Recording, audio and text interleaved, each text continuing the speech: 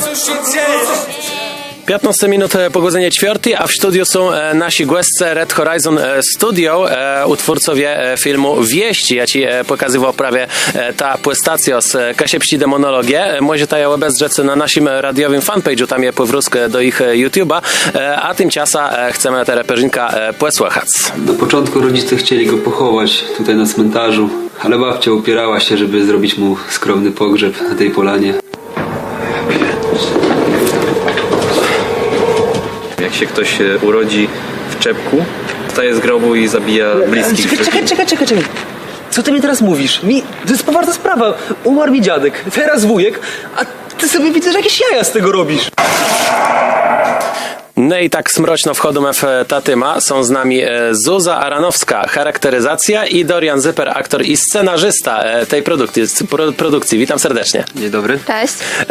Dzisiaj będziemy rozmawiać przede wszystkim o tym filmie, ale zaczniemy od samej koncepcji brania na warsztat filmowy kaszubskiej demonologii, wierzeń. Tutaj muszę powiedzieć, że bardzo pozytywnie jakby mnie zaskoczyliście, bo zazwyczaj jeżeli ktoś mówi o tym, żeby wykorzystać kaszubszczyznę, to raczej myśli się o takich sielankowych klimatach, a tutaj troszeczkę mrocznie. Dorian, dlaczego właśnie takie rozumienie kaszubskiej kultury? Może tak. Że ogólnie lubujemy się w takich klimatach właśnie czysto jakichś właśnie fantastycznych, takich jakieś thrillery i tak dalej. Już mieliśmy do czynienia z tego typu właśnie rzeczami i zostaliśmy zauważeni przez pana Darka Majkowskiego z Gazety Pomerania i Związku Kaszubsko-Pomorskiego właśnie, który napisał do nas odnośnie tego, czy byśmy właśnie chcieli zrealizować film taki właśnie o Kaszubach. I właśnie chodziło o to, żeby to nie był film taki czysto sielankowy, tylko żeby tu pokazać coś innego, coś takiego, co może bardziej trafi do młodych, takich jak my. I właśnie taki temat potwora, tej legendy, coś właśnie takiego dla nas właśnie miało być tym takim punktem zaczepienia. Zuza, twoim zadaniem było przygotowanie tutaj charakteryzacji, więc czym charakteryzuje się charakteryzacja w tego typu produkcji? To znaczy przede wszystkim trzeba mieć pomysł. My osobiście mieliśmy 2 podejścia. Pierwsze było nieudane, za drugim razem już wyszło lepiej, ponieważ jakby pierwsze wyobrażenie nasze, to znaczy przynajmniej moje, tak? Było to, że Wieszczy jest cały czerwony, bo jakby zagotowała się w nim krew. Ja go widziałam całego czerwonego, ale okazało się, że na nagraniach wcale to dobrze nie wygląda. Więc przystaliśmy przy opcji, że tak naprawdę jakby ta krew trochę z niego też wypłynęła. Zaczął być pomarszczony. Tego typu właśnie koncepcja. Trochę zarumieniony, ale że stricte nie jest właśnie czerwony. I troszeczkę chyba wampiry są zazwyczaj inaczej pokazywane. Po sadze zmierzch widzimy, że jednak tutaj chyba troszeczkę inną koncepcję przyjęliście, ale mi się podoba, szczerze mówiąc.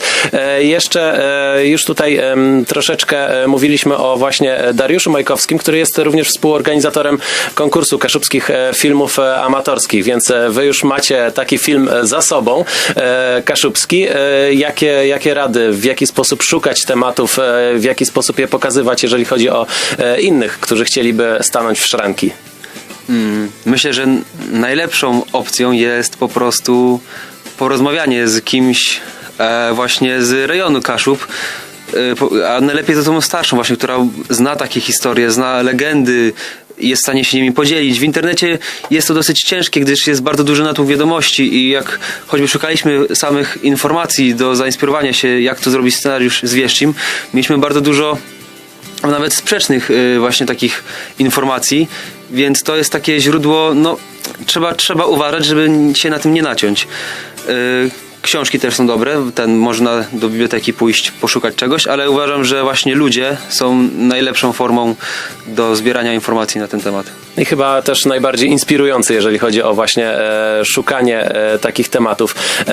Do tej rozmowy wrócimy. Tutaj mamy jeszcze kolejne osoby zaangażowane m.in. w montaż tej produkcji. Przypominam, na naszym radiowym fanpage'u jest link do YouTube'a, gdzie właśnie ten film możemy zobaczyć. Poświęcić 10 minut swojego życia na naprawdę wartościowy sposób, a rozmawiamy z przedstawicielami Red Horizon Studio, z Zuzką Aranowską i Dorianem Zyperem.